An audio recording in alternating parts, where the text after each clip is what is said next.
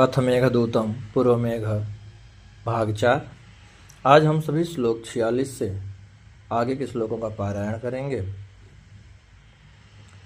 तत्र स्कंदं नियतवसतिं पुष्पमेघे कृतात्मा पुष्पसारयेष्णभयतु भवान् व्योमगङ्गा जलार्द्रये रक्षाहेतोर्नवसस्मृतां वाशवीनां चमूनां मत्यादित्यं हुतं वह मुखे समृतं तद्धितेजः। हम सभी पढ़ रहे थे। यक्ष मेघ को रास्ता बताते हुए पिछले श्लोकों तक में उज्जैनी का मार्ग, उज्जैनी के नगर, उज्जैनी में भगवान शंकर की आरती, घंटानाद, गर्जना और रमणीय स्त्रियों को रास्ता दिखाना और वहाँ पर गंभीरा नदी के जलों का रसास्वादन करना और वहाँ की अट्टालिकाओं पर विश्राम बताया गया है। अब आगे देवगिरी पर्वत पर प्रवेश, जो कि आप कार्तिकेय भगवान, जिन्हें स्कंद नाम के भी नाम से यहाँ पर बताया जा रहा है, तत्र स्कंदम, वह स्कंद अर्थात भगवान कार्तिकेय का मूल निवास है। अब आगे पढ़ेंगे। अपने आप को पुष्पों का मेघ बनाए हुए आप आकाश गंगा के जलों से, गीली पुष्पों की धारा वृष्टियों से वहां देवगिरी में सदैव रहने वाले स्कंद को स्नान कराएं, अर्थात भगवान कार्तिकेय को स्नान कराएं, क्योंकि वह इंद्र की सेनाओं की रक्षा के लिए नवीन चंद्रमा धारण करने वाले शिव द्वारा अग्नि के मुख में स्थापित किया हुआ सूर्य का भी अतिक्रमण करने वाला तेज है, क्योंकि वह भगवान शिव के पुत्र हैं। अब आगे श्लोक में ज्योतिर्लेखावलये गलितं यस्य बर्हं भवानी पुत्रप्रेम्णाङ्कुवलय दल प्रापिकर्णे करोति धौतापाङ्गं हरशशिरुचा पावकेस्तं मयूरं पश्चादद्रेग्रहणगुरुभिः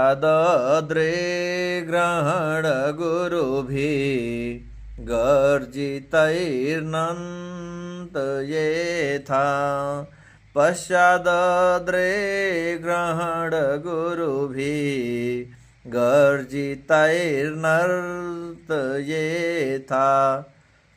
वहाँ जिस मयूर के कांति की रेखाओं के मंडल वाले गिरे हुए पंख को पार्वती पुत्र के स्नेह से कमल की पंखुड़ी को प्राप्त कराते हुए कान में लगाती हैं, शिव के चंद्रमा की कांति से धुले हुए नेत्र प्रांतों वाले उस मयूर को बाद में पर्वत में प्रवेश से बढ़े हुए गर्जनों से नचाना। भगवान कार्तिकेय का वाहन मोर है और यहाँ मोर को खुश करने के लिए बताते हैं कि तुम जब वहाँ पर जाओगे तो तुम्हारी गर्जना से मोर खुश होंगे और वे नाचना प्रारंभ करेंगे। आराध्यैनं शरवणभरवं देवमुल्लङ्घिताध्वा सिद्धद्वन्द्वये जलकणभयात् वीणिभिर्मुक्तमार्ग व्यालम्बेथा सुरभितनया लम्भजामानयेष्यन् श्रोतमूर्त्या भुवि परिणतां रन्ति देवस्य कीर्तिम्। इस सरकंडों में उत्पन्न स्कंद देव की आराधना करके वीणाधारी सिद्धों के युगलों द्वारा पानी की बूंदों के डर में छोड़े गए मार्ग वाले तुम कुछ रास्ता पार करके सुरभि की पुत्रियों की बलि से उत्पन्न पृथ्वी पर नदी के रूप में परिवर्तित हुई रंति देव की कीर्ति का आदर करते हुए झुक जाना। आगे, त्वय्यादातुं जलमवनते सांगीडो वर्णचरे तस्या सिन्धो वृद्धुमपि तनुं दूरभावात् प्रवाहम् प्रेषिष्यन्ते गगनतनयो प्रेषिष्यन्ते गगनगतयो नूनमावर्ज्य दृष्टि रेकं मुक्ताङ्गुडमिव भुव स्थूलमद्रेन्द्रनीलम्। हे मेघ आकाशचारी, आकाश में चलने वाले, कृष्ण की कांति के चोर तेरे अर्थात चर्मवर्ती का जल लेने के लिए झुक जाने पर विशाल होते हुए भी दूर होने के कारण क्षीण उस नदी के प्रवाह को मानो जो एक लड़ी वाली, एक वेणी वाली बन गई है, मध्य में मोटी इंद्रनील मणि वाली हो गई है। ऐसी पृथ्वी की मोतियों के हार को सचमुच तुम्हें दृष्टि जमा करके देखेंगे। तामूर्तिर्यम्रज परिचित भ्रूलताभिभ्रमाणाम् पश्मोच्छेपादोपरिविलसत् कृष्णसारप्रभाणाम् कुन्दच्छेपानुगमधुकर श्रीमुषामात्मबिम्बम् पात्रे कुर्वन् दशपुरवधू नेत्रकौतूहलानाम्। उस चर्मवती को नदी को पार करके अपने स्वरूप को 10 पुर की स्त्रियों के नेत्रों के कौतूहल का पात्र बनाते हुए जाना। अर्थात इस समय 10 पुर में प्रवेश कर चुका है मेघ, जिन नेत्र कौतूहलों में भाव रूपी लताओं का विलास परिचित है, जिनमें पलकों को ऊपर की ओर उठाने के कारण काली श्वेत कांतियां ऊपर फैल रही हैं और जो कुंद पुष्प के हिलने डुलने का अनुसरण करने वाले भौरों की शोभा को चुराने वाले हैं। ब्रह्मावर्तं जनपदमथ छायया गाहमान क्षेत्रं क्षत्रं प्रधनपिशूनं कौरवं तद्भजेथा राजन्यानां सिद्धसरसतै यत्र गाण्डीव धन्वा धारापातये त्वमिव कमलान् व्यवर्षमुखानि धारापातये त्वमिव कमलान् व्यवर्षन्मुखानि। तदनंतरम उसके बाद ब्रह्मवर्त नामक, यहाँ पे ब्रह्मवर्त और कुरुक्षेत्र में प्रवेश कराते हैं मेघ का। ब्रह्मवर्त नामक जनपद का अपनी छाया से अवगाहन करते हुए तुम क्षत्रियों के युद्ध से सूचक कुरुक्षेत्र का सेवन करना, जहाँ गांडीवधारी अर्जुन ने तीक्ष्ण बाणों से क्षत्रियों के मुखों पर धारा वृष्टि से कमलों पर तुम्हारे समान वर्षा की थी। आगे, हित्वा हालाम् अभिमतरसाम् रेवती लोचनाकाम् बन्धुप्रीत्या समरविमुखो लाङ्गलीयासि सेवे कृत्वा तासामधिगममपाम् सौम्य सरस्वतीनाम् अन्तः शुद्धस्त्वमपि भविता वर्णमात्रेण कृष्ण। यहाँ सरस्वती नदी का वर्णन करते हुए बताते हैं, बंधुओं के स्नेह के कारण युद्ध से परामुख हलधर अर्थात बलराम ने अभिष्ट स्वाद वाली और रेवती के नेत्रों के चिन्ह वाली सुरा को छोड़कर जिनका सेवन किया था उस सरस्वती के नदी के जलों को पीना है। सौम्य, तुम भी हृदय से शुद्ध हो जाओगे और केवल वर्ण मात्र से ही श्याम रह जाओगे, अर्थात उस सरस्वती के जल का तुम पान करने पर हृदय तुम्हारा निर्मल हो जाएगा और तब केवल तुम्हारे अंदर जो श्यामता होगी वह तुम्हारे रंग मात्र में श्यामता होगी। तस्माद् गच्छेरनुकनखलं शैलराजावतीर्णा जनोकन्यां सगरतनय स्वर्गसोपानपङ्क्तिं गौरीवक्त्रभृगुटिरचनां या विहस्येव फैनयि शम्भो केशग्रहणमकरो दिन्दुलग्नोर्मिहस्ता। वहाँ कुरुक्षेत्र से कनखल के समीप पर्वतराज हिमालय से उतरी हुई सगर के पुत्रों के लिए सीढ़ी बनी हुई जन्हू की पुत्री गंगा तक जाना। पार्वती के मुख पर भूभ्रंग का मानो झागों से उपहास करके चंद्रमा में लगे हुए तरंग रूपी हाथी वाली जिस गंगा ने शिव के केसों को पकड़ा था, तुम उनका रसास्वादन करना।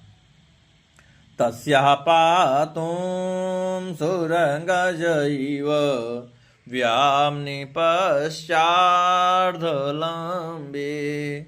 त्वं चेदच्छाद्भटिकविशदं तर्कयेस्तिर्यगम्भ संसर्पन्त्या सपत्नीं भवत स्रोतच्छिच्छाययासौ स्यादस्थानोपगतयमुना संगमेवाभिरामा। उसी गंगा नदी के बारे में यक्ष मेघ से बताते हुए कहते हैं, देवों के हाथ के समान आकाश में पिछले आधे भाग के सहारे से लटके हुए तुम यदि उस गंगा के स्वच्छ स्फटिक के समान निर्मल जल को टेढ़ा होकर पीने का विचार करोगे तो वह गंगा परंतु धारा में साफ साफ चलती हुई आपकी परछाई से बिना स्थान भी यमुना के साथ संगम को प्राप्त हुई सी सुंदर हो जाएगी। अर्थात तुम्हारा सांवलापन उसे ऐसा प्रतीत कराएगा मानो वह संगम को प्राप्त हो चुकी है। आसीनानां सुरभितशीलं नाभिगन्धैर्मृगाणां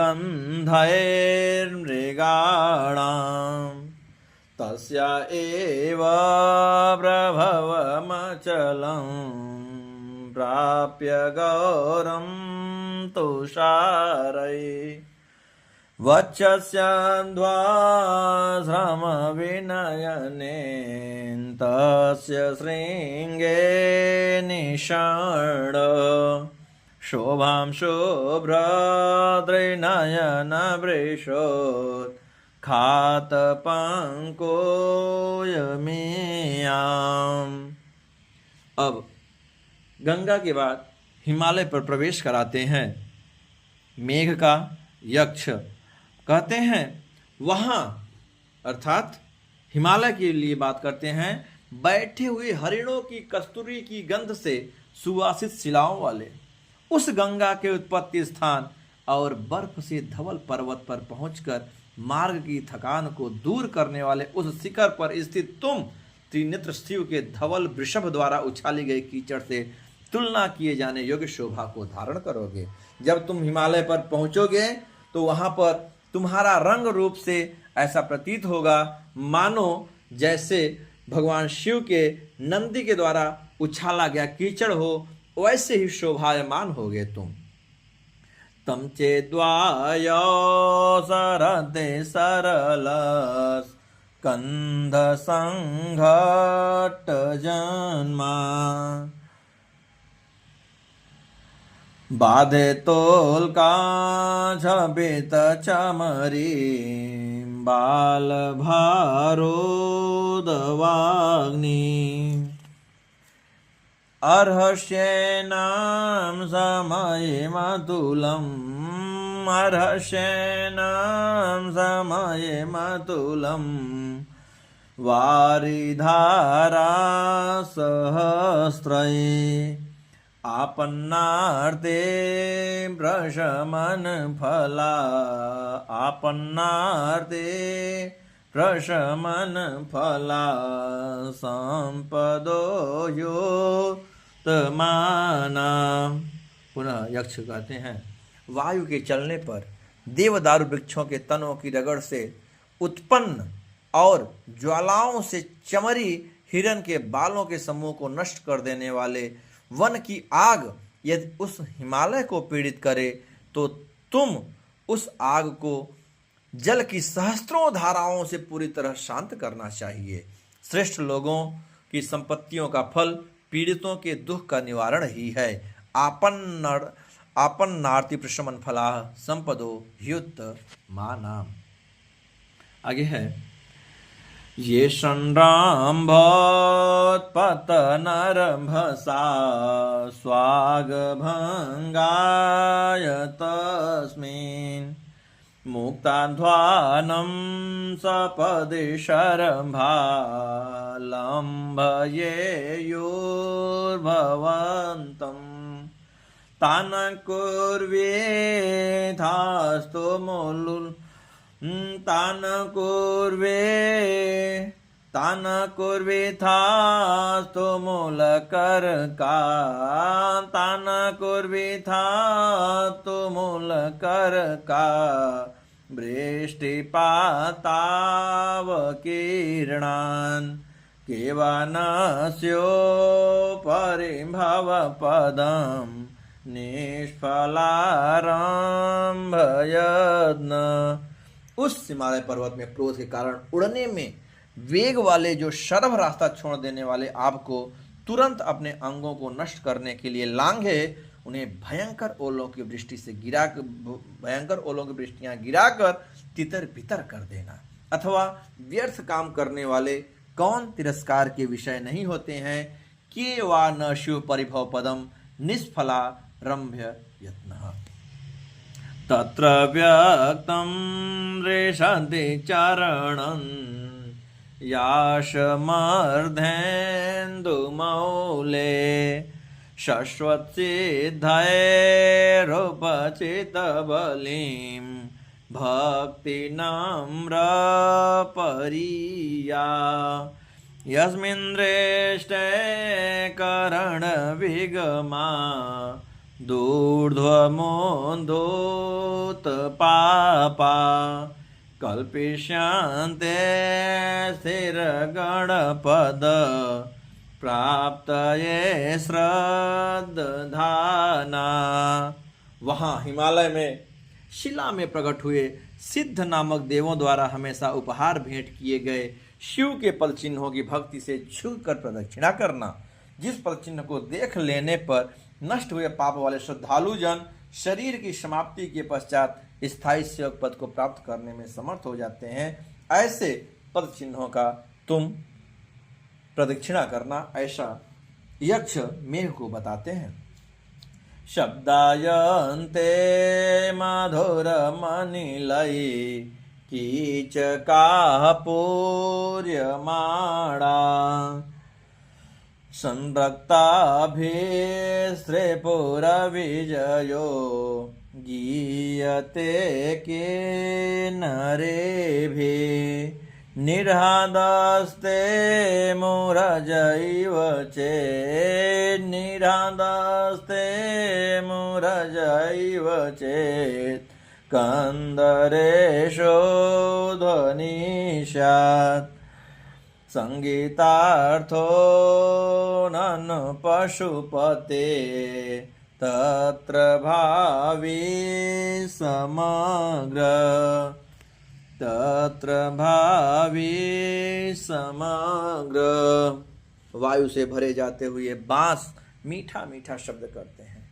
प्रेम से भरी किन्नर स्त्रियां त्रिपुर विजय का गान करती हैं। यदि गुफाओं में तुम्हारा गर्जन नगाड़े के शब्द के समान हो जाए तो वहां शिव के संगीत की सामग्री निश्चय ही पूर्ण हो जाएंगी। अर्थात भगवान शिव की आराधना में तुम भी अपने गर्जन से नगाड़े की कमी को पूरी करना। आगे कहते हैं प्रालेयाद्रे रूप तटमते क्रम्यतांस्तान् विशेषान् हंसद्वारं भृगुपति यशो वर्त्मयोत्कञ्चरन्ध्रम् तेनोदीचीं दिशमनुसरे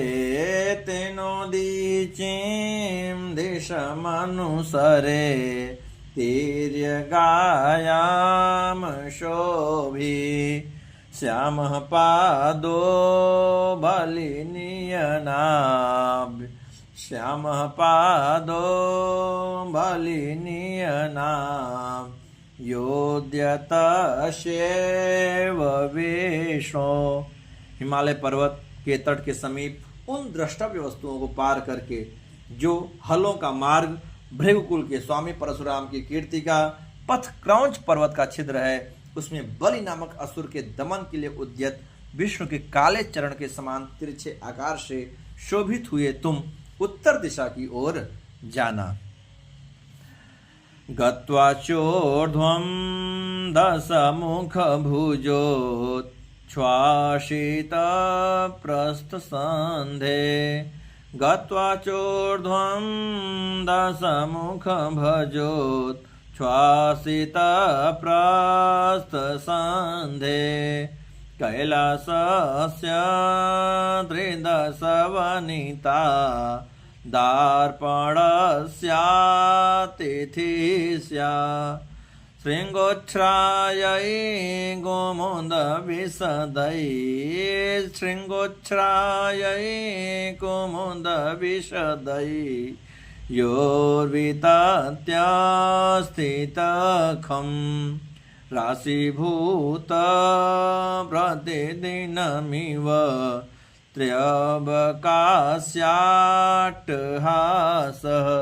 इसके बाद कैलाश पर्वत पर मेघ का प्रवेश कराते हुए यक्ष कहते हैं, आगे तुम जाकर 10 मुख वाले रावण की भुजाओं द्वारा शिखरों के जोड़ ढीले किए गए देवों की स्त्रियों के दर्पण कैलाश के अतिथि हो जाना।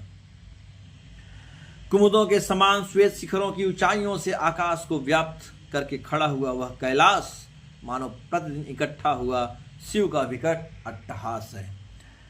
उत्पश्यामि त्वहि तटगते स्निग्ध भिन्नाञ्जनाभे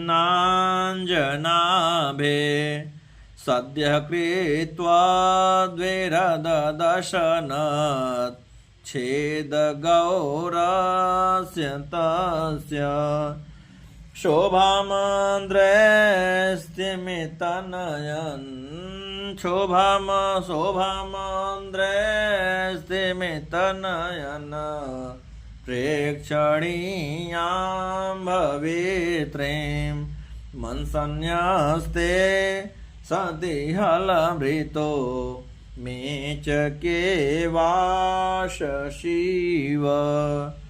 चिकने पिसे हुए काजल की कांति वाले तेरे तट पर पहुंचने पर तुरंत काटे हुए हाथी दांत के टुकड़े के समान धवल उस पर्वत को नीले वस्त्र को कंधे पर रखा होने पर हलधर की जैसे निश्चल नेत्रों से देखी जाने योग्य होने वाली शोभा की कल्पना करता हूँ। अर्थात जब तुम काले रंग के उस सफेद पर्वत पर पहुंचोगे तो एक दूर से ऐसा रंग दिखेगा मानो वह नीला वस्त्र हो गया हो, नीला रंग हो गया हो, और वह भगवान बलराम के जैसे नीले नीले रंग की दिखेगी और उसकी शोभा की मैं यहाँ बैठे बैठे कल्पना करता हूँ। हित्वा तस्मिन् भुजगबलयं शम्भुनान्दत्तहस्ता क्रीडाशैले यदि च विचरेत् पादचारेण गौरी भंगी भक्त्या विरचित वपु भंगी भक्त्या विरचित वपु स्तंभितांतर्जलौघ शोपनत्वं गुरुमणितटा रोहरायाग्रयायि। और यदि क्रीड़ा पर्वत अर्थात कैलाश में सर्प रूपी कड़े को त्याग कर शंभु द्वारा दिए गए हाथ वाली पार्वती यदि पैदल विचरण कर रही हो तो आगे जाकर अपने अंदर जल के प्रवाह को ठोस बनाए हुए होकर पैड़ियों के आकार में बनाए हुए शरीर वाले तुम मड़ियों के तट पर चढ़ने के लिए सीढ़ी का काम करना। तत्रावश्यं वलय कुलेशोत् घट्टनोद्गीर्णतोऽयं निश्यन्ते त्वां सुरयुवतयो यन्त्रधारां गृहे त्वं ताभ्यो मोक्षस्तव यदि सखे ताभ्यो मोक्षस्तव यदि सखे धर्मलब्धस्य न स्यात् क्रीडालोला श्रवणपरुषैः क्रीडालोला श्रवणपरुषैः गर्जितैर्भाययेस्ता। वहां कैलाश में निश्चय ही देवताओं की स्त्रियां उनके कणों की टक्कर से पानी बरसाते हुए तुमको फव्वारा बना देंगी। हे मित्र, यदि गर्मी में प्राप्त हुए तुम्हारा उनसे छुटकारा न हो तो क्रीड़ा में चंचल उन देवांगनाओं को अपने कर्णकटु गर्जनों से डरा देना। हेमाम्भोज प्रसवे सलिलं मानसस्याददान कुर्वन् कामं षड्मुखं पट प्रीतिमैरावतस्य धुन्वन् कल्पद्रुमकेसलयान् युंशुकानीव वातै नानाचेष्टैर्जलदललितै नानाचेष्टैर्जलदललितै निर्विशेषं नगेन्द्रम। हे मेघ, स्वर्ण कमलों को उत्पन्न करने वाले मानसरोवर के जल को लेते हुए तुम ऐरावत को क्षण भर के लिए मुंह पर वस्त्र का आनंद देते हुए और कल्प वृक्ष के नूतन पल्लवों को मानो सूक्ष्म वस्त्रों के समान हवाओं से हिलाते हुए अनेक प्रकार की क्रियाओं करने वाले विलासों से उस पर्वतराज को यथा इच्छा उपभोग करना, अर्थात जब तक तुम्हारी इच्छा करे तुम वहां पर रहना। तस्योत्संगे प्रणयेनैव स्रस्तगङ्गादुकूलां न त्वं दृष्ट्वा न पुनरलङ्का न त्वं दृष्ट्वा न पुनरलङ्कां यास्यसे कामचारेण यावः काले वहन्ति सलिलोत् गारमुच्चैर्विमाना मुक्ताजालग्रथितमलकं मुक्ताजालग्रथितमलकं कामिनी वाभ्रवृन्दम्। हे इच्छानुसार विचरण करने वाले मेघ, प्रेमी के समान उस कैलाश की गोद खिसके हुए गंगा रूपी धवल वस्त्र वाली अलका को देखकर तुम न जान सकोगे यह बात नहीं है। ऊंचे ऊंचे 7 मंजिले भवनों वाली वह अलका तुम मेघों की ऋतु में जल बरसाने वाले मेघ समूह को स्त्री मोतियों के गुच्छों से गूंथे हुए केशों को जैसे धारण करती हैं। अर्थात हे मेघ, तुम समझ ही नहीं पाओगे, अर्थात तुम असमंजस में रहोगे, क्योंकि वे तुम्हारे जैसे उन सफेद सफेद गुच्छों को अपने काले काले बालों में केशों में धारण करती हैं, गूंथती हैं। तो ऐसे अलकापुरी और औरतों को तुम देख पाओगे, क्योंकि अलकापुरी ही भेजना था। तो अब यहाँ पर वह पहले पूर्व मेघ में मेघ को अलकापुरी पहुँचा दिए हैं। इसके बाद हम उत्तर मेघ में वहाँ पर वे अलकापुरी स्त्रियों की रहन सहन, उनके साज श्रृंगार, अलका की वैभव इत्यादि के बारे में वर्णन करेंगे और साथ ही साथ अपनी यक्षिणी के भी बारे में बताएंगे। तो फिलहाल पूर्व मेघ आपका यहीं पर समाप्त होता है। नमः संस्कृत।